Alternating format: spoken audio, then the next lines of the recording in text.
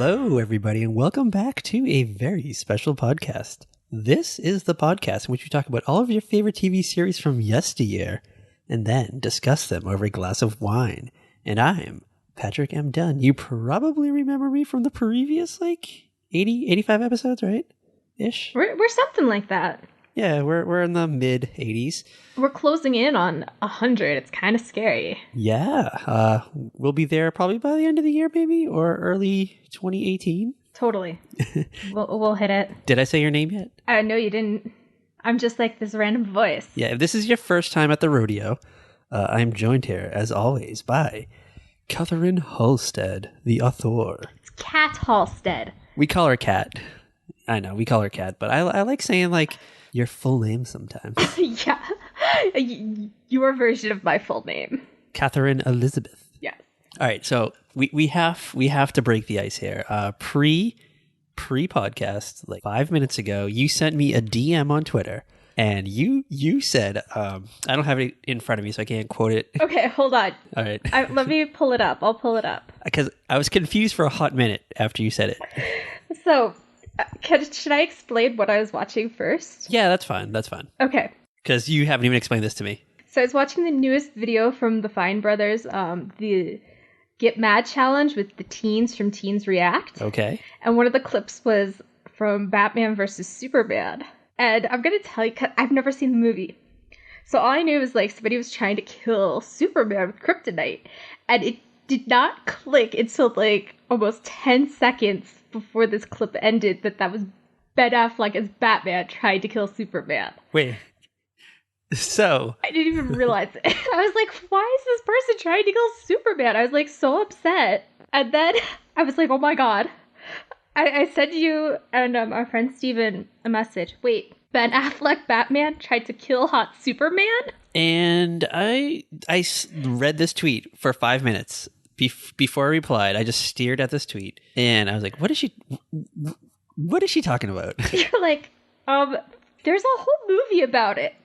And I'm like, you think I saw it? You're like, I mean, the title of the movie is Batman versus Superman. And I was like, I thought it was who the ultimate badass is, not trying to kill one of them. I'll be honest with you. I saw the movie when it first came out. Mm-hmm. I remember nothing. I remember Amy Adams is in it. And who's the guy that played Mark Zuckerberg on the Facebook movie? Oh, he's the middle Spider-Man. The other Spider-Man. What? Oh, no. I'm getting him. That was Eduardo. Sorry. It's the guy, Jesse Eisenberg. Eisenberg, yeah. He's a weird little guy who is just about as weird and creepy as Mark Zuckerberg. All right, we need to rewind for a second. Why did you think he was the middle Spider-Man? Okay, so there's Tobey Maguire, who everybody knows and loves. Andrew Garfield, who I'm saying is the middle Spider-Man, because now there's Tom Holland. All right, so in what universe would you confuse Jesse Eisenberg and Andrew Garfield? I got them confused because they're both in that movie, because Andrew Garfield plays Eduardo, the business partner that Mark Zuckerberg screws over. Oh, okay. Okay? All right. That's where my mind went, okay? So, to the lesser Spider-Man. I have a scenario for you. Oh, God. A Good Son scenario. All right, so are you familiar with the movie Good Son? With Macaulay Culkin and Elijah Wood? No, I haven't watched it yet. All right, so they get in a hot fight. They're 12 years old. They're fighting near a cliff, and they roll. They're about to roll off a cliff, and Macaulay Culkin's mom grabs them both, and they're both dangling over a cliff, and she only has enough strength to save one. Mm-hmm. All right, so now let's picture ourselves in this scenario. Andrew Garfield and Jesse Eisenberg are fighting. They're fighting with each other. Okay. They slip and they about to fall off a cliff, and you just happen to be there. I don't know why, but maybe you're on a picnic or something, looking at hot air balloons. I don't know, but you're there, and you grab them both. They're dangling for a minute. They're both begging for their lives, begging for you to save them, but you only have the arm strength to pull one up. Who do you pull up, Jesse Eisenberg or Andrew Garfield? Andrew Garfield. Okay, good choice. I probably would have done the same. I would have let Jesse Eisenberg fall to his probably death, and if he happened to survive, he would probably come back in a I know what you did last summer scenario and kill us both. Yeah. And all your friends and everyone you know. Probably take over this podcast. Yeah, it wasn't like a hard choice like when you tried to make me decide between the Savage Brothers. Yes, listen to the Wonder Years episode. No, it wasn't the Wonder Years episode. It was the one we did before. Yeah. The Wonder Years, because we tease it and then I bring up that scenario. And you want to hear some? Want to hear some breaking news? Okay, let's hear some breaking news. The Good Son, as of right now, September 6th, I think it is, 2017, is available on Netflix. So I think you have to watch it now. I think as soon as we finish recording, you have to watch The Good Son. Actually, tonight I plan on watching Newsies the musical. All right, tomorrow, then you have to watch The Good Son, and then tweet me. And tweet you. Oh, you are going. You know what happens when I watch something and I want to tell you about it? You just get or something happens, and you just end up with a DM full of ridiculous messages. Yes, you send all these messages with fun facts. You're fun fact. So you're Macaulay Culkin, after he filmed the scene, he ate a whole box of Cheerios with his co-star Elijah Wood. Remember that time I watched that Jennifer Aniston movie and I was like, oh my god, this is really hard to watch in 2016. Oh, it was Picture Perfect? What was that it? Yeah. The one with Jay Moore? Mm-hmm. Was that her first big break post Friends? Her first break into the movies? Well, she did the one movie with Cameron Diaz and Ed Burns. She's the one. Ooh, yeah, that was a good one. That was. But I think this is the first one where she was the lead. Yeah, I think she's the one. She was the fifth or sixth name on the in the cast list, and she was just people were oh, it's that chick who plays Rachel on Friends. I think that was season 1 or 2 maybe of Friends. Yeah, but and then she did Picture Perfect, and then she did The Object of My Affection, which, oh my god, I am terrified to rewatch now. Why? I love it, but oh my god, watching it with the 2017 mindset. Oh. Because it's about a woman and her gay best friend, and she's in love with him, and the gay best friend is played by Paul Rudd. Paul Rudd and Jennifer Aniston were in a quasi romantic comedy together in the late 90s. Yeah. So have you never seen this movie? No, I've never even heard of it. I've seen Picture Perfect. A perfect pitch. What's it called? Picture Perfect? Picture Perfect. Is it about wedding planners? No. Or am I thinking of The Wedding Planner with Jennifer Lopez? You're thinking of The Wedding Planner with Jennifer Lopez. All right. Sometimes I mix up Jennifer Lopez and Jennifer Aniston. How do you mix up Jennifer Lopez and Jennifer Aniston? Their names are both Jennifer. They are involved with New York. Okay. Do you think Ben Affleck doesn't know the difference between Jennifer Lopez and Jennifer Garner? I feel he probably would confuse the two. Let's be real. No wonder Jennifer Garner kicked his ass out. I think she kicked his ass out for other reasons. Well, yeah, there's a plethora of reasons. She should be honored to be confused with Jennifer Lopez. Let's be real. But she is. Oh my god, I'm totally blanking on her character from Alias's name. It's Sydney Bristow. Bristow. Okay, I wanted to say Sydney Rutledge, and I knew that wasn't right because that's Sarah Michelle Gellar from Swan's Crossing. Shout out to Sydney. All right, I have one more Good Son scenario for you.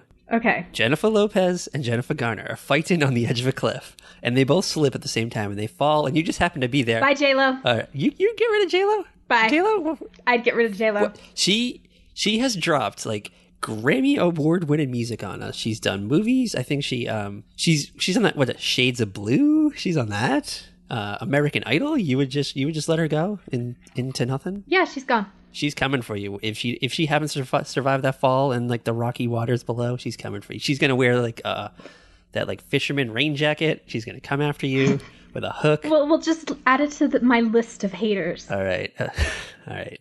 So, what are we doing tonight? What classic television series? We are actually, this is legit classic TV. Yes. We have gone back to the 70s, to before we were born. Yes. To one of our absolute favorite TV shows. Yes. And I feel very confident in saying that it is one of our favorite TV shows. Not just mine, not just yours, but both of ours. I wouldn't say it was my favorite show, but it's up there. Yeah, you will sit and watch this and be happy. I will tell you one thing. When I watched this one episode last night, I just wanted to watch 11 more. Yeah, I really wanted to watch a dozen more yesterday afternoon, even though Hulu is being a bitch and kept making me rewatch the ads over again before it would load the episode. Yes, you had to tweet them and they had to tweet you back, and I don't know, I guess we had a little exchange. Oh yeah, I never tweeted them back. I should do that. Oh. It was totally random when they threw in the wine glass emoji. I was like, yeah, some sassy person at Hulu tweeted you and they used the wine glass emoji. So shout out to Hulu and their their social media team, I guess. All right, so we are doing Happy Days, in case we didn't tell you already, but we're doing Happy Days. Yeah. And we picked an episode I've never seen before. I'm going to just throw that out there. I've never seen this episode. I don't remember why we picked this episode. No, I was thinking that because we decided to do this back in like March. Something like that, like forever ago, before life got crazy. And I remember there being a reason why we picked this one. I just don't remember what it was. But we should have done this episode last November during the election. I don't know why we overlooked this, but we did. We should have. Is it the 1956 election? Yes, it's the 1956 election. All right, so this episode is called, hold on, I have the episode title. It's season 2, episode 15, The Not Making of a President. And I have the official TV Guide summary. Yes, we're going back to doing that. Okay, let's hear it. In 1956, the Cunninghams like Ike, but Richie may go for Adlai. It will win him, all right. Hold on, I fucked that up. In 1956, the Cunninghams like Ike, but Richie may go for Adlai if it will win him a pretty Stevenson supporter. So basically, it's the presidential election, and all the hot chicks in town are supporting Adlai Stevenson, who is the person running against Eisenhower. Yes. And we'll get into it. Like we'll go way in depth and explore this. But all right, before we go any deeper, though, I just want to point out one thing. Oh, okay. So the girl, Debbie, the one that Richie likes, she is played by Stephanie Steele, an actress. She has not acted since 1980. Do you want to know what her last acting role was? What? All right. Her last acting gig was a 1980 after-school special called Where Do Teenagers Come From? And you want to hear the premise? Oh my God, yes. All right. Do you not know me? We have to find this. All right. A 12-year-old girl wonders about all of the changes that's happening to her body. And this is a sequel. This is a sequel to My Mom's Having a Baby. Which I didn't look up. So already this is wild. And we need to find it. I'm sure you're Googling it right now, aren't you? I am. All right. Let me know what you find. No, come on. Don't let me down. Damn it. Not available? Nope, I don't see it. But this is like 1980. How many people had a VCR of some sort to like record? Only the rich, the really rich. Like Ron Howard probably had one. Yeah, exactly. Maybe Donnie Most. I doubt it though. I'm sure he was like hustling in the business. Has he done anything lately, Donnie Most? Who do you play, Ralph Malph? Nothing that I can think of. I just saw Anson Williams on Battle of the Network Stars. I'm talking about like an acting gig, not like let's get them to like come together and like fight each other on TV. That's like all I've seen lately. He probably appeared on like I Love the 70s or something like 10 years ago. Oh, well, yeah, he was totally on like I Love the 70s or I Love the 80s. All right, you want to hear something really creepy that I did this morning? Oh God, I'm terrified now. When you say something creepy, that makes me nervous. So I was very curious if anyone on the cast of Happy Days ever appeared in anything nude. So oh dear God, I couldn't find anything. But oh my God, thank you, Lord. If anyone out there, thank you, Jesus. If anyone out there can find anyone from Happy Days nude, tweet us at Very Podcast with a screen cap. No, just tweet at Patrick M. Dunn. Do not tweet at Very Podcast for that. I don't know. I was curious. I was like, maybe we'll get like a weird Scott Baio JPEG, oh my God. But nothing came up. Wait, didn't Scott Baio? Hold on, I gotta Google something. Are you checking to see who's in Play Girl? Yeah. Maybe he went like shirtless or like in like a Speedo or something, but I don't think he should peen for some reason. I feel like that would have been a bigger thing. I feel like we would have seen this on Twitter, especially with all like the Scott Baio things happening now. Yeah. Like I feel like somebody out there, true. some asshole. Yeah, that's definitely not Scott Baio. I don't know who that is, but Is it his like head superimposed on someone else's body? No, it's just it's Playgirl covers. Oh. But I got shirtless in a towel Scott Baio with Heather Locklear. Ooh, yeah, they used to date, right? Yeah, he dated like all kinds of... They were an item back in the day? He dated Sheila Kennedy, who was in Hustler. Yeah, he had like a type. It was always a blonde girl, right? With like fake boobs. Almost always. Pamela Anderson, I think, at one point, maybe? Maybe there was one of the Baywatch girls. Probably all of them, let's be real. Donna D'Errico. Well, it was the one of... I think it was Nicole, who was on Charles in Charge. Oh, Nicole Eggert. Mm-hmm. Yeah, I'm sure like he probably slipped away from Nicole Eggert, went into Pamela's trailer. Probably. Performed a little fellatio, or probably got a little fellatio, let's be real, because we all know that Pamela Anderson likes to suck dick. You're going to get me blocked by Scott Baio. He's not going to listen to this podcast. You never know. What else is he doing? Sorry, Scott Baio. All right, what'll probably happen, let's be real. Jeremy Miller's fiance will listen to this, and she probably like runs in the same circle with like somebody who knows Scott Baio, and she'll be like, I heard these fucking two asshats talking about you on a podcast. I hate you right now. Because we did find out that Jeremy Miller's fiance listens to this podcast, or at least one episode. Yeah, the one where we talked about him. And it wasn't He did Battle of the Network Stars too. And it wasn't like we promoted that we talked about him. It was like a 10-second line that we talked about him. And then like we just got like a random tweet from his fiance. Like, hey, yeah, shout out to you guys. Yeah, actually that was kind of weird. Yeah, and like we were literally shook. Like we were so goddamn shook. I think it was the episode, the Charlie Brown one, because wasn't it? Yes, because he did the voice of like Linus yeah. Or something really super random. What a world. Okay.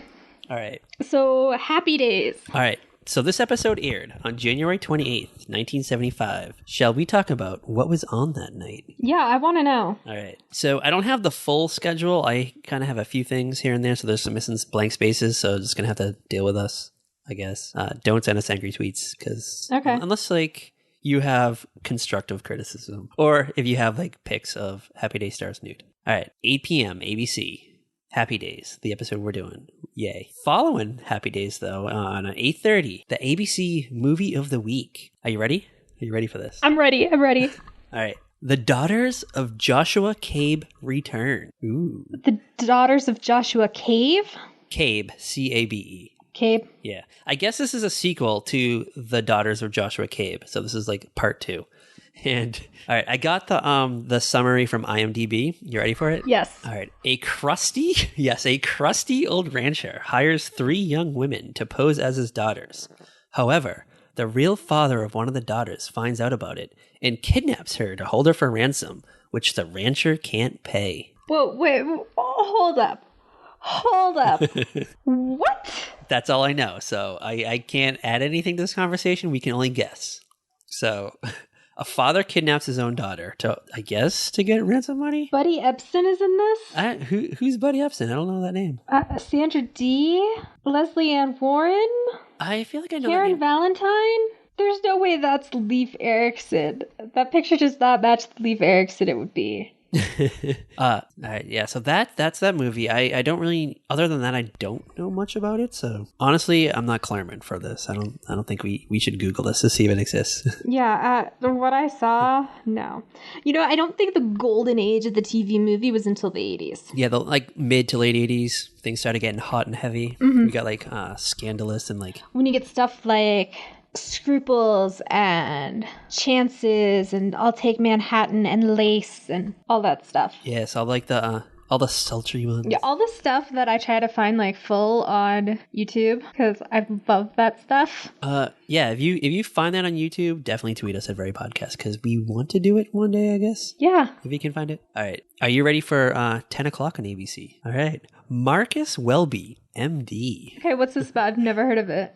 I've never heard of it either, but it was an American medical drama that aired Tuesdays from 1969 to 1976. It starred Robert Young as the title character. He was a family practitioner with a kind bedside manner who was on a first-name basis with many of his patients. And that's the IMDb summary I have. Again, I didn't want to go too far into it. I mean, I'm already sitting here rolling my eyes. Like they're about to fall out of my head. James Brolin was on this. Oh, okay. I guess he played his like partner, his like medical partner. That sounds about right. All right, are you ready for CBS? Yes, let's hear CBS. All right, so I only have one thing that was on that night. They only have one thing on the guide that I found. 9 p.m. You're familiar with the show. We know the show. It has been remade, Hawaii Five-0.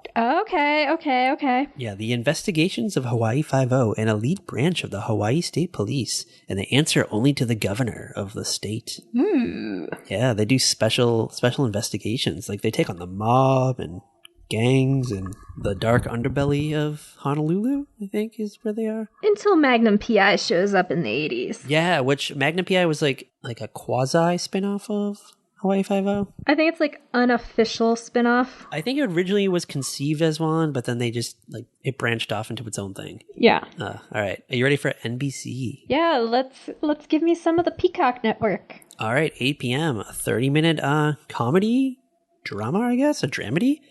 Are you familiar with Adam 12? I've heard of it. I've never watched it. All right, so I guess it was a realistic style police drama / comedy following the lives of 2 officers of the LAPD.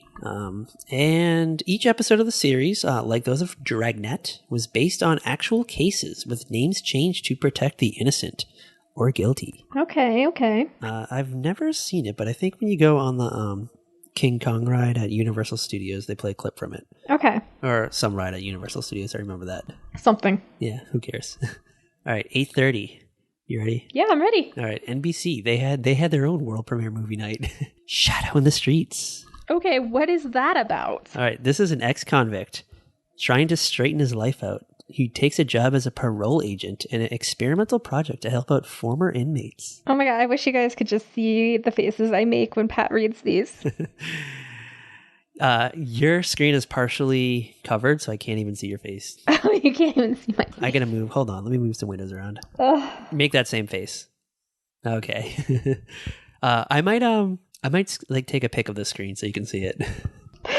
The awful faces Kat makes when Patrick gives us these recaps. Are you ready for NBC 10 o'clock? We're gonna end off the night. Okay. Police Story. Okay, so like an LA law, or not LA law and order type kind of thing? Kinda. It was a precursor to it. So it's an anthology show. It aired from 73 to 78. It was the brainchild of author and former police officer Joseph Wambaugh. And the complete directory of primetime network and cable TV shows described it as one of the more realistic police series to be seen on television, which I thought was Barney Miller. So I think this book is wrong. I thought it was Hill Street Blues. Oh, really? Ooh. We should have a poll. Like, we should find out what is the most realistic police drama. I mean, it's not like it's Brooklyn Nine-Nine. Do you think Brooklyn Nine-Nine is supposed to be like an update of Car 54, Where Are You? I don't know. That's the impression I get. We should tweet Andy Samberg and ask. We should. Or we should tweet Chelsea Peretti. I feel like she would reply to us before Andy Samberg. Yeah, probably. Or Terry Crews. I feel like Terry Crews probably replies to every tweet.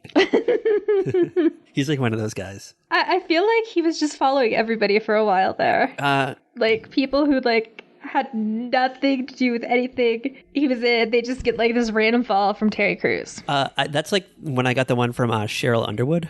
And I was like, why is Cheryl Underwood following me? Like, I feel like I'm not privileged enough. See, at least I understand some of the follows I have, like Winston from New Girl. Oh. Because I was tweeting about Winston on New Girl. So, like, he just, like, had that search set up already, and he was just following everyone that liked Winston. So he's, like, liking and retweeting me, and then he followed me. Did you do, like, a silent shriek in your room that night? Mm-hmm. Oh, I totally screen capped that. I'm like, I think it's on my Tumblr from like a year and a half ago. Like, OMG. That was like when Nancy Sinatra followed me. Who? Nancy Sinatra, Frank Sinatra's daughter. No, Nancy Sinatra. Like, these boots are made for walking. Mm-hmm. I think I actually tweeted. I wrote. You know how like she has that album? It's called like "Moving with Nancy." Yeah, something like that. Yeah. So, yeah, something like that. So like for some reason I followed her on Twitter and she tweeted something funny and I quoted it and I just wrote "tweeting with Nancy," and she liked it and then like immediately followed me. Oh my god. And I lost my mind, but I never noticed her anymore. To be honest with you, it was just that like. Do you know what would happen if you know who followed me? Don't say his name. I'll bleep it out. I know we've been like dropping clues throughout the last couple episodes of the podcast, but Kat has a crush on a certain actor, and she thinks, for some reason, that he's going to listen to this. I know it's never going to happen. It's never going to happen. That he's going to like one day he's going to like see you tweeting about the podcast. And he's like, yo, I'm going to listen to this, and he's going to hear us talking about him. Am I right? It could happen. You never know. All right. Before we get off the subject, Police Story. Okay. They never had like regular cast members because there's an anthology series. Okay, so it switched up like every week. Pretty much, yeah. Do you want to hear some notable guest stars on the show? Yeah. All right. There's like hundreds of them, but I just like picked out the ones that I thought was great. Lonnie Anderson. Ooh, Lonnie. Ricardo Montalban. Okay. You're not impressed. You don't seem impressed by that. I'm like trying to like put a face to the name and it's not happening. I want to say The Love Boat and like prank phone calls with George Takei on the Howard Stern show. It's not. Okay. I think he's in one of the Star Trek movies, maybe. You're not speaking cat right now. All right. You're speaking Steven. Desi Arnaz Jr. Okay. Ed Asner. Okay. All right. And I pulled out one more. I tried to find a big gun. I went deep for this one. I did a deep big gun. Joan Blondell. Ooh. Yes. Joan Blondell was in an episode of Police Story. So if you can find a copy of that episode, tweet us at Very Podcast, and maybe we'll watch it, because we're going to be watching some weird things over the next couple of weeks. Yes, we are. So might as well just throw in an episode of Police Story with Joan Blondell. And that's all that was on, because we only had 3 networks. Yeah, there was PBS, but it was like an antique show or something, so I didn't even want to. Yeah. I was like, who cares? Oh, and for some reason it included an episode of Family Feud that aired at 3 p.m. in that afternoon. That is so random. Yeah, so shout out to Family Feud. Maybe it was the cast of Batman versus the cast of Gilligan's Island episode that I keep watching on YouTube. I've watched it like 4 times, and I keep saying we should do it as an episode of the podcast, and you like immediately veto it every time. Wait, no, you have never brought this up. Yes, I have. You have never brought this up. No, you haven't. Yes, I have. I brought it up like 3 times. You have never brought this up. All right. Never. I will go back. Patrick, I own 52% of this podcast. You have never brought that up. Yes, I have. No, you haven't. Because I said we should do a game show, and you said yes. And then I said we should do the Batman versus Gilligan's Island episode of Family Feud, and you were like, no. No, I didn't. No, not You've happening. never brought this up. You've never brought this up. I will find the conversation, and I will screen cap it, and I will post it on our Twitter page. Okay, I want you to find this conversation that never happened. It happened. It did not happen. Let's argue our percentage of the ownership of the podcast for it. Patrick, I know you never brought this up. Okay, well, who cares? Don't forget, I have 52%. Yes, pre-podcast, I gave her an extra %. I forget why. I forget why too, but now I've got... Oh, because I was being such a mess getting set up, because I was like spilling stuff. I was like knocking stuff over. You just keep handing me more and more of the company. Non-existent company. I'm going to put the mic down for a second, and then we're going to come back and do Happy Days. Okay. I'll play the Price is Right theme song right here. Okay, you have fun with that.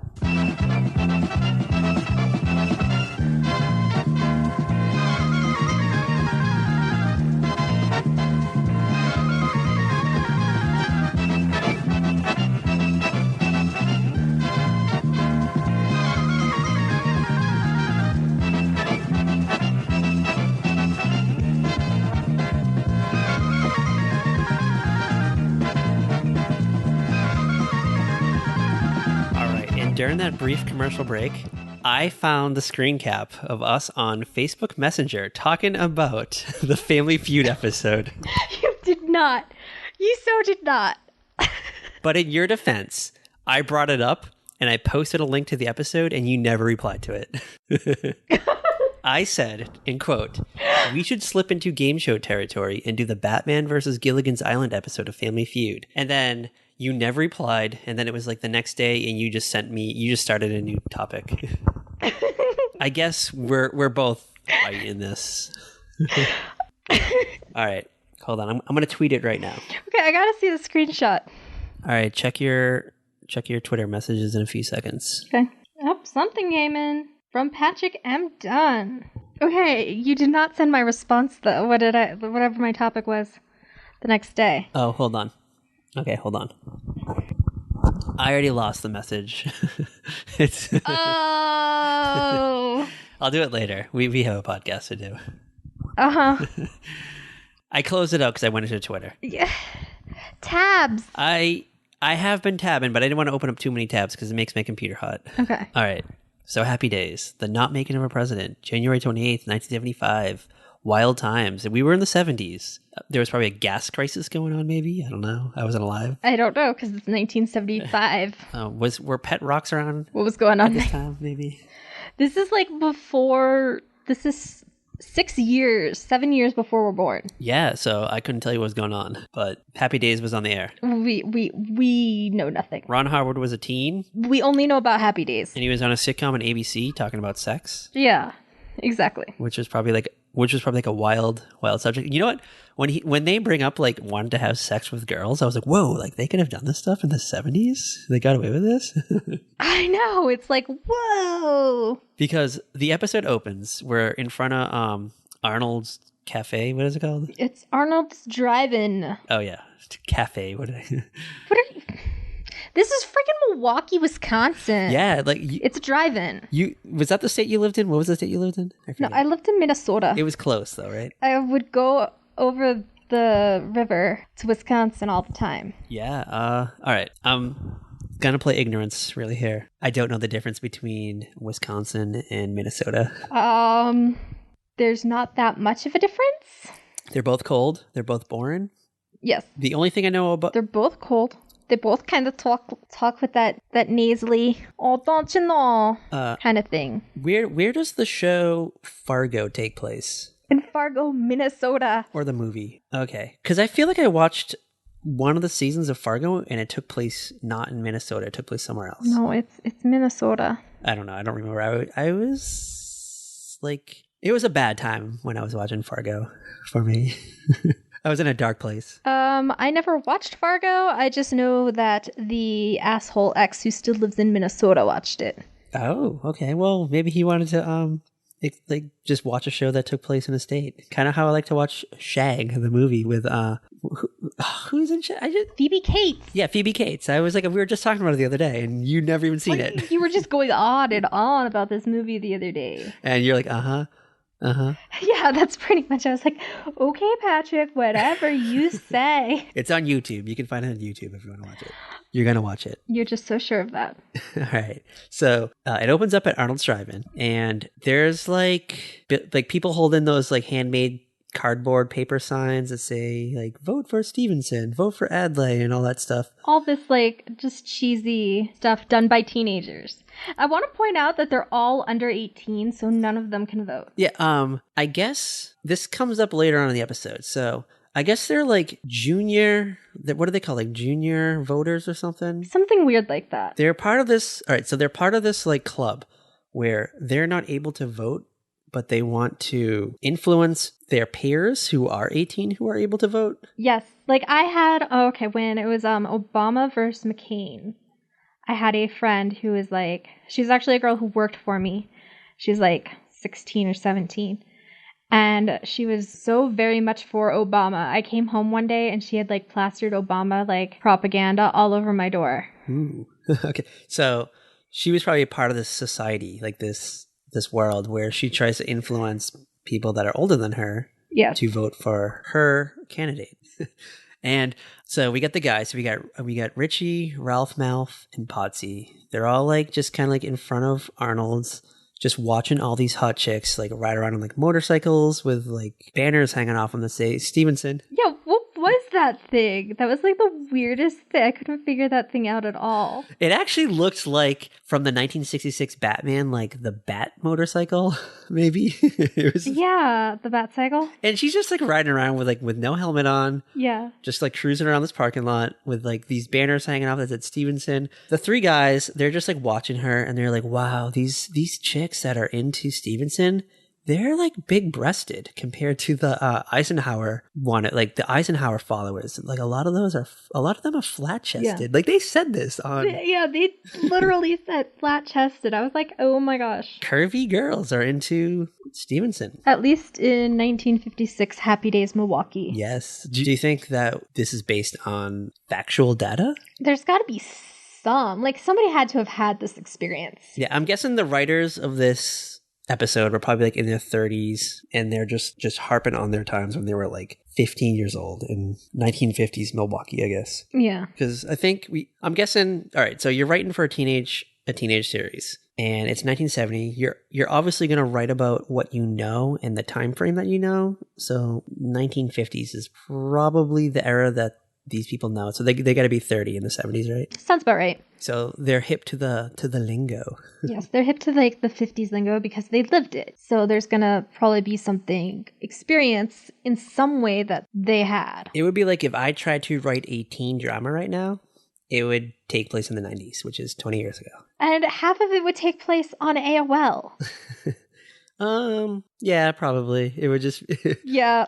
I'm like, why are you lying? I know how much time you spent on AOL in the 90s because I was on there with you. I tried to deny it. I tried to be like a denier, but you just exposed me. The Patrick Exposed party. Hashtag Patrick Exposed. All right. So...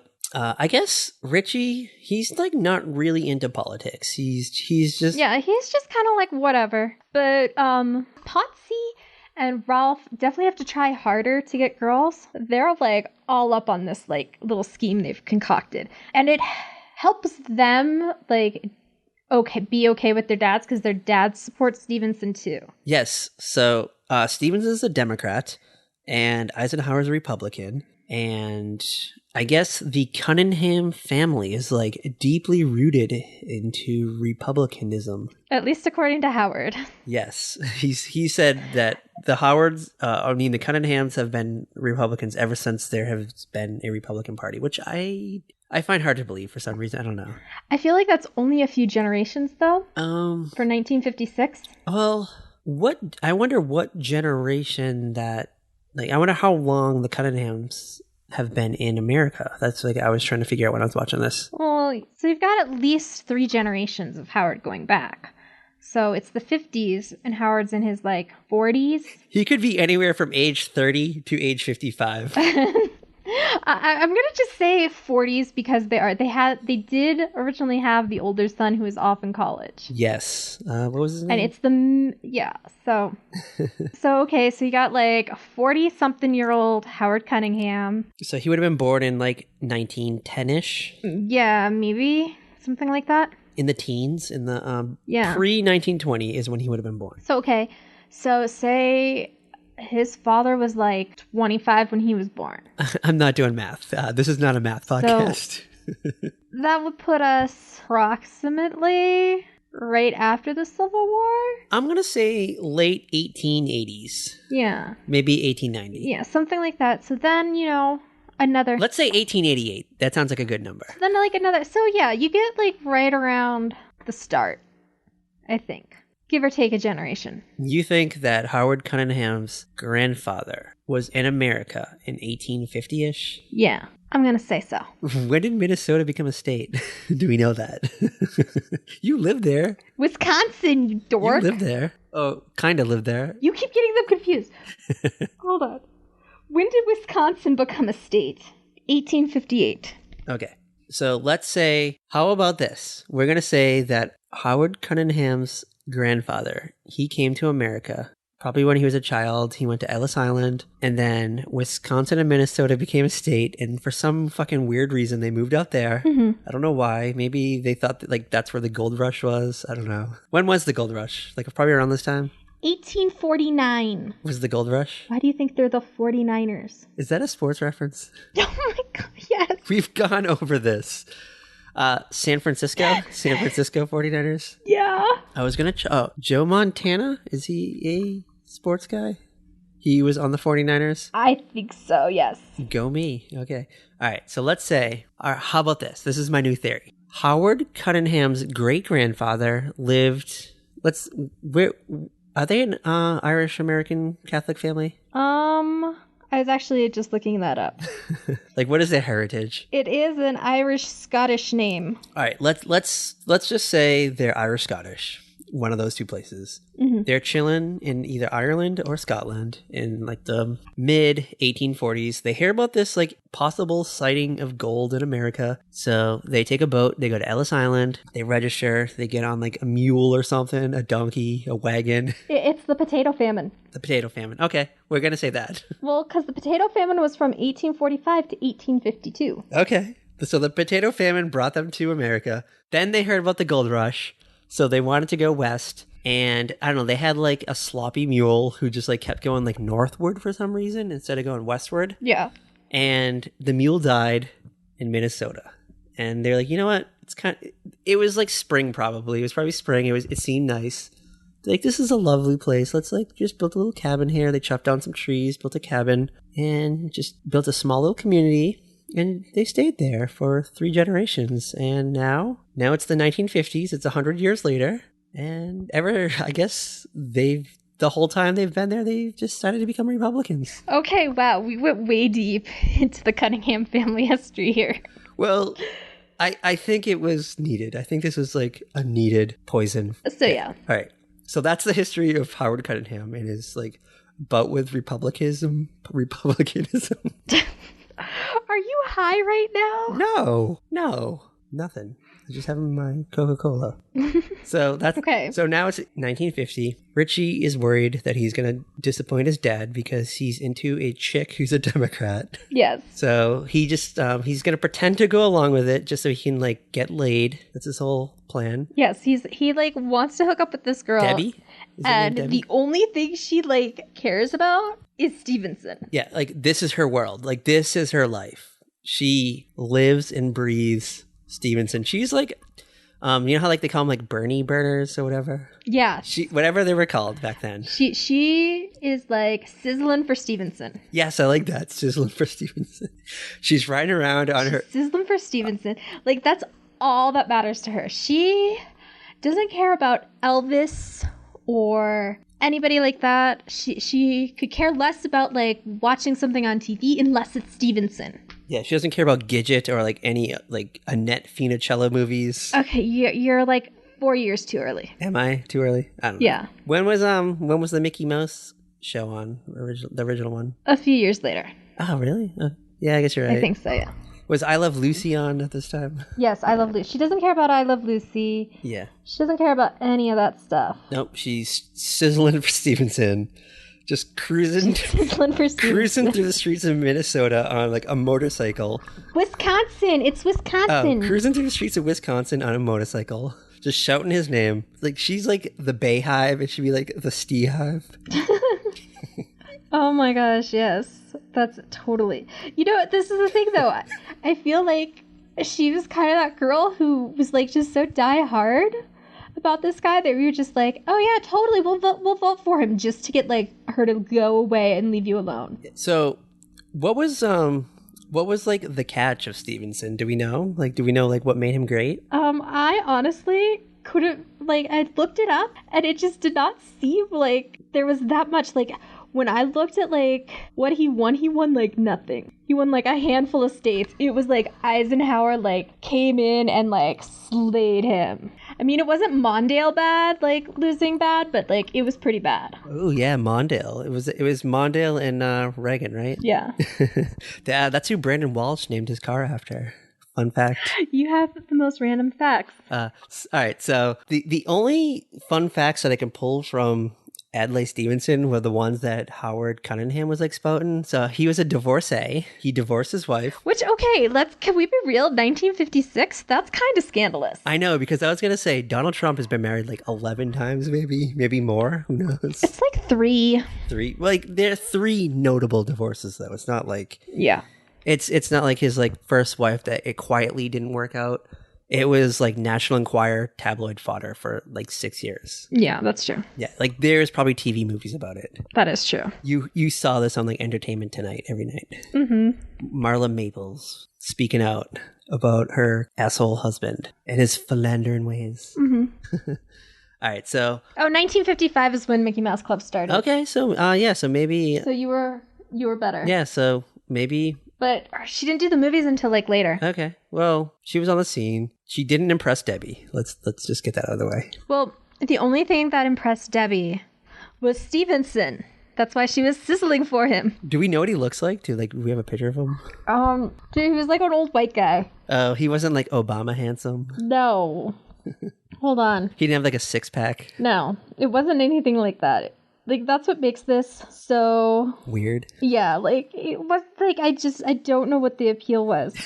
Like, he was a bald guy, former governor of Illinois. He looks like he could have been a villain in like an X-Files episode. Like he's part of that like syndicate. He died in London. What year did he die? 1965. So he was dead before this episode of Happy Days even aired. Yeah. I'm like surprised I didn't like at the end of the episode it was like in memoriam Adlai Stevenson. May you rest in peace. How old was Eisenhower? You're gonna make. I gotta look that up. He was like very presidential looking. I feel like. Yeah. He wasn't as handsome as Kennedy, but no, but he had that like because he also had the military background. He had that stature. Yeah, he had that stature. He had that just presence that this guy is gonna like kick some ass if he has to. Like this is not the guy you want to like tell him you scratched his car. Yeah, he kind of has that like Red Foreman appeal to him. Yes. Where like Red Foreman's not like the most handsome man, but he like takes charge of a room, whatever room he's in. Like you notice him. Yes. Like he fills out a suit well. Yes, he's got that whole like just strong look to him thing going.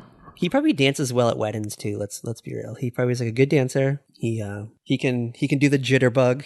Jitterbug. he did the Charleston on top of a flagpole. Oh my god. Have we even started the episode? Barely. So the girl is just like hot trot for Stevenson, which we just don't get. Yes, we don't understand it, but I guess we don't understand it like at all. So let's say this. All right. So Richie Cunningham, he's like kind of like he's like innocently cute. He's got like a red hair. He's like a hot ginger. He's just like that innocent boy next door. He's the guy you want to date. Yes. Like he's like popular. He's athletic. He's a nice guy. He's not dangerous like Fonzie. And he's not an idiot like Mouth and Potsy. He'll get you home before curfew. Like, oh yeah, exactly. But you'll still have had fun with him, like, on the lane or whatever. Yeah, like, he has, like, a good tongue move. Patrick, you just ruined Happy Days for me. Oh, my God. I can never think I found my thrill on Blueberry Hill ever again. All right, so... Oh, my God.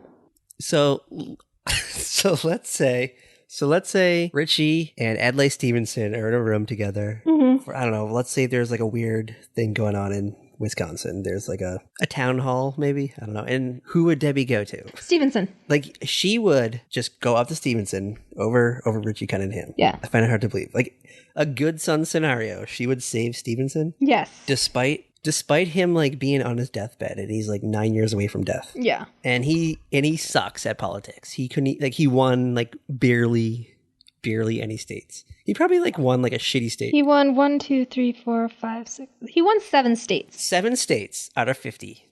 We had all 50 states? Yeah. And one of those he had to share with some guy named Jones. Oh, Jones. Walter B. Jones. Poor that guy. Who only got that because of a faithless elector in Alabama. There was like a hanging Chad. Yeah. Like Jones is nowhere else on the map. Everything else but these like 7 states is Eisenhower. Is he like the Ross Perot of the 50s? I guess so. This is like what it shows on Wikipedia. As I like show it to Patrick, but I can't show it to the world. But it's on Wikipedia. So Stevenson has all like the southern states and he's from Illinois. He didn't even get Illinois. Poor guy. All right. Richie, I guess, he gets caught up in the mania of it all. Yeah, he kind of like gets caught up because he has like Ralph and Potsy like egging him on to support Stevenson. They're like, yeah, don't do what your dad's doing, even though they're totally doing what their dads are supporting. But I guess Richie really wanted to impress Debbie. So he goes to the library. Yeah. He looks up all these facts. And there's like a little like after school club, I guess, where there's just like all these people like making phone calls and calling up voters and going door to door. Yeah. And he just starts like spitting off like Stevenson facts. And she's like, ooh, like I'm super impressed. Like this is wild stuff. I think you should speak at the rally. The rally. Okay. The rally. The rally. Ooh. You should know that word. It's thrown about to this day. The rally. Yeah. So it's like an outside rally.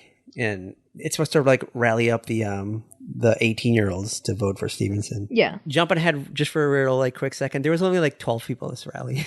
Yeah, there were. Okay, yeah. The Stevenson rally was not like that packed. No, there was like 12 people there. But okay, you know what? I do think it's like the town was annoyed with these damn kids because they were going around slapping Stevenson bumper stickers on cars and, probably annoying everybody. How many people were into Stevenson because I saw that room they were in, like the little like club meeting room. There was like 4 people there. Yeah, there were not that many people. No, so if it wasn't Debbie or Richie who were putting the Stevenson bumper stickers on cars, it was just the other 2 kids. It was probably Ralph and Potsy. Yeah, probably. So there's one scene. So I guess I think it was Ralph Mouth. They're at the club meeting, and like Richie opens up the closet door to get something, and Ralph Mouth and like a chick are in there like making out. Oh my god, who is making out with Ralph Mouth? In a closet at a Adlai Stevenson meeting. Oh my gosh. So then we get a scene where Howard comes home. He had like a long day at work, just stressed out. What does he do for work? Do we know? He owns a hardware store. Okay, he owns a hardware store, but he wears a suit. He wears a suit to work every day? Yeah, because it's the 50s. Okay, so he wears a suit. He comes home. He's been like selling hammers and nails and screwdrivers and hacksaws all day. Yeah. He comes home, pulls into his garage, and he just wants to put the garage door down, just settle in for the night, eat a nice like pork chop roast or something. Yeah, because Marion cooked a good meal. He closes the garage door. It doesn't close all the way. And there's a big note on the door. Don't close the garage door. Love, Marion. He sees the note. He just like loses his mind for a second. Then he looks at the car. There's like 15 bumper stickers on the car. Loses his mind again. He goes in the house. Just wants to have like a nice quiet meal with his family. And Richie drops a bomb. Yes, Richie has decided he's a Democrat. And he's going to speak at the teen rally for Stevenson, for Adlai Stevenson. And Howard is like, what the hell? We are Republicans. Yes. And shout out to Marion for being like pro Richie in this mess. Like supportive. Yeah, she's like she's supportive of like coming to his own mind. Yeah, she's supportive of both sides. She's like, you know what? You should be proud of your son. He's like speaking up for himself. He's forming opinions in his mind. He's not following the crowd. He's not being like that Fonzie punk who's just like into whatever fad comes his way. And then Joni's just like, Mom, Dad, he's just doing this because all the Stevenson girls have big boobs. Yes. Oh, young Joni was the best. She always called Richie out on that stuff. And can we just comment on Joni's hair? Oh my god. Her season 2 hair? Not good. Not good at all. She has like was it a wig? Was it a wig? I don't know. I don't know. It was kind of like a white girl afro. It's just not a good curly 50s type style. It totally had to be a wig because there's no way in hell that Aaron Moran walked around with this. I think Aaron had like curly hair naturally. So do you think they shaped it? No, I think they just tried to make it look in a 50s style. And can we be real? A lot of 50s hairstyles were not good. No. Like if you go through like your mom's old photographs, you'll be like, ooh, yikes. My mom was like born in 58, so I don't know. Oh. Sorry, mine was born in 51, so I had pictures of her and my aunts. You got 7 years on me. So yeah. Okay, so after that, Howard and Marion, they decide they're going to check out Richie's little rally, which I guess Howard's very reluctant to go to it, though. Well, first they like try to fix the door. There's that whole thing where they're trying to fix the door, and Howard has like the real like freak out. Oh yeah, because he's like, no son of mine will ever be a Democrat. If I ever find out my son's a Democrat, I'm gonna like kick him in the butt and send him out of town. And it's like, I was like, whoa, Howard. I'm like, you could not do this on TV today. No, he was like kicking boxes and stuff. Unless you're Tim Allen, and then your show gets canceled after 5 seasons of doing that. Yeah, like, even like Marion was shook too. She was like, ooh. Yeah, like the whole thing. I was like, whoa, Howard. I was waiting for Howard to like throw a wrench at Richie too. But like Howard like stated why he was for Eisenhower too. So he made good points. He did. And that's where he brings up that Stevenson is like a divorcee and he's kind of like a punk. He's not a great guy. He doesn't really have an office because he wasn't like a sitting governor or anything. He's like a governor for like one term. I think Richie even like tried to bring up like the nuclear bomb like thing, and like Howard's like, yeah, like we wouldn't be here. We would have lost World War II and we would have all been gone had there not been the bomb. Yeah, it was just like, whoa. Like it's one of those things like kind of shook me watching it. I was like, oh my gosh. Yes, things got very real here. Yeah, it got like super real and I was like, whoa. So like, what year am I? What year is it? Despite all this madness that happens in the Cunningham garage, fixing the garage door, Marion and Howard decide to go to the rally. And I didn't really think that Richie's speech was that great.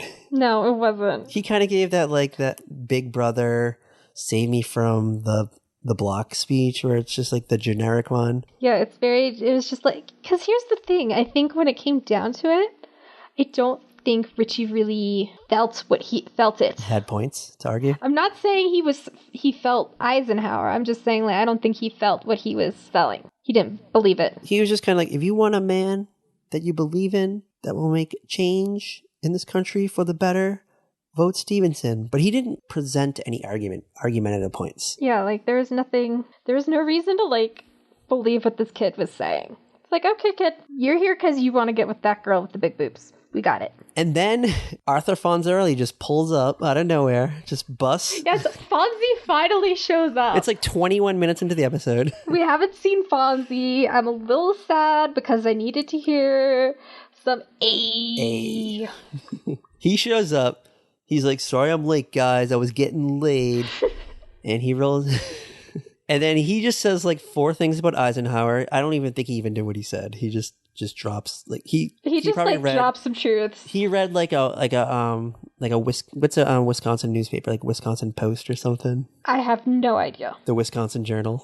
I don't know. He read something like a Milwaukee Journal or something. He read an article on like the ride over, like real quick, and he just sputtered off like the last sentence he read. Yeah, he read the article while he's riding on his motorcycle. Jumped a few sharks. Hit a few jukeboxes, sputtered off like 2 facts, and then just went and the crowd went nuts. And and then they cut to Howard's face in the crowd, and he was just not impressed with this. Like he was like, "What is happening?" Like poor Howard was just so confused. He didn't understand what was happening. He's like, you know what? Maybe I am arguing the wrong side. My son, despite like having like a dumb speech, made more sense than Fonz, who just like came in and it's like Fonzie agrees with me. What? It was great.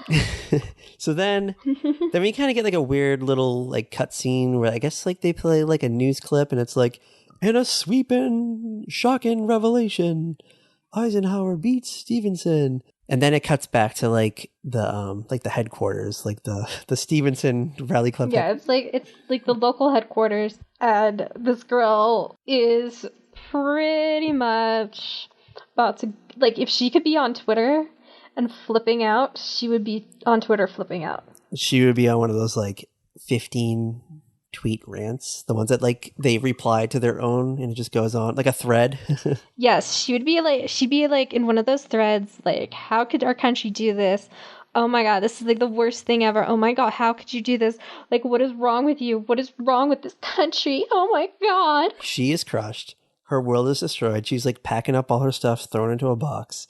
She has like all these papers, all these folders. Like, what is she gonna do with this stuff? I don't know. You know what? I don't want to know. I don't want to know. She's just destroyed. And then Richie's like, hey, you know what? We gave it like our best shot. He lost. You know, but from here, he's like, we got to make the best out of every situation. We're going to move forward. We're going to chug along. Maybe you and I can just take a go at this thing. And she's like, no, I don't think so. She's like, nope. I'm too depressed. I'm just going to go draw a warm bath, take a few sleeping pills, and just drift off, never be heard from again. I don't exist. I'm going to go do a after-school special movie in 5 years. Yeah. About teenagers and where we came from. And he's like, oh, you know what? I'm an idiot. It's November 7th.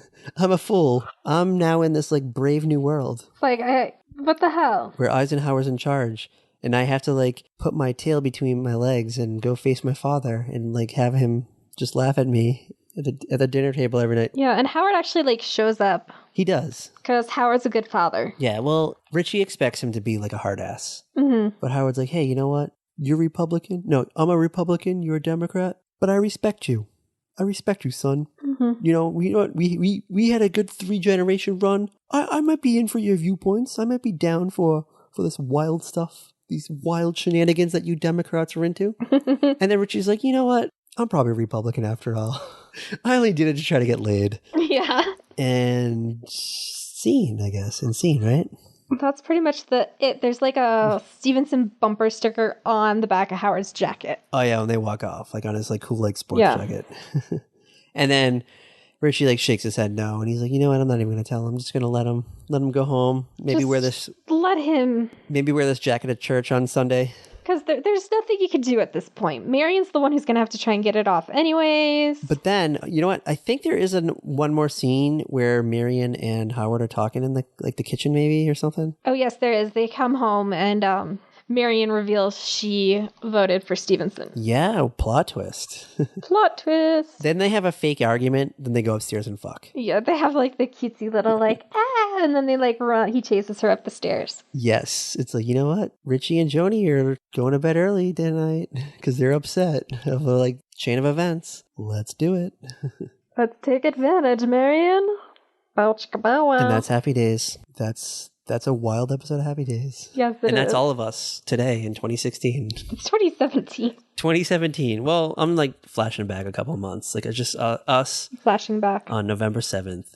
Just dumbfounded that Hillary Clinton didn't. People are still dumbfounded. But then it's you know what? Do we want a country run by Hillary Clinton? Maybe.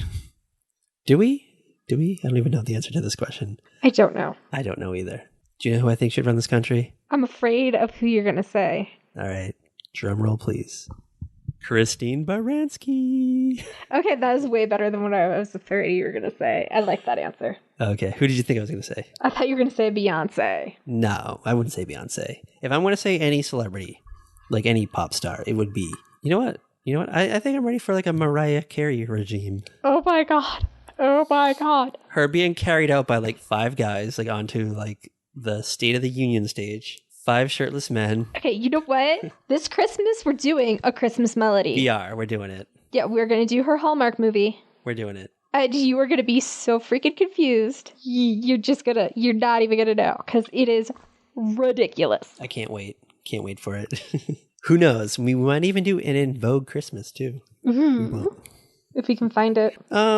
It's probably going to be replayed on Lifetime. Yeah, who knows? Shall we talk about what we're doing next week? What are we doing? Because my list is over there and I don't want to reach and grab it. So, next week, we're doing a show that I've never heard of before until a few weeks ago when you said this. It is not an American series. I think this might be our first foreign venture. Yes. Hello. Yes. So what is this?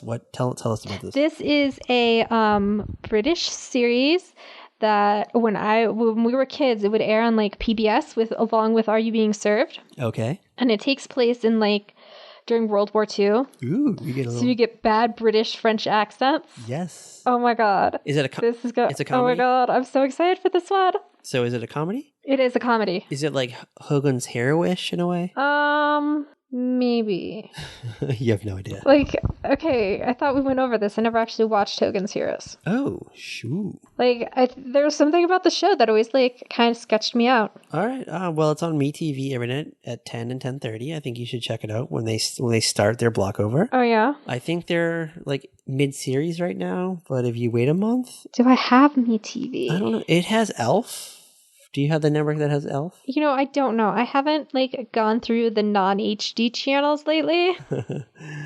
I'm a little bit of a snob. I watch my HD channels. They're on Daily Motion. You can find all the episodes on Daily Motion. Yeah. Before they were on MeTV, I watched them on Daily Motion. Yeah. And it's great. I think you should check it out. You might like it. 2017 Cat might like Hogan's Heroes. 2017 Cat. But have I told you my dilemma? I still don't know if it's a comedy or a drama. That's how I know we went over it because we weren't sure. When I was a kid, it definitely didn't seem like a comedy to me. When it was on, because sometimes it'd still be on after F Troop or something. Yeah, 30 minutes. I think of it as a comedy, but sometimes it's not. Yeah, who knows? Because Life is wild. Technically, MASH is a comedy, but it gets pretty intense sometimes. But it gets really heavy. It does. So shout out to Hot Lips Houlihan. All right. So where can you follow us? You can follow us on Twitter at Very Podcast, on Facebook and Instagram at A Very Special Podcast, and on our website at averyspecialpodcast.com. Yes, and we have a Pinterest. There is a Pinterest board. There is not an actual a Pinterest account. Okay. And I guess that's the end. So we'll just fade out into the ether. So as always. And don't forget to rate and review us on iTunes. Yeah, that too. Please do that. And tweet us. Tweet us your pics of Happy Day Stars nude. Just send those to Patrick. Don't send them to the Twitter account for both of us. I don't want to see them, even though he'll totally still show them to me. And as always. Bye!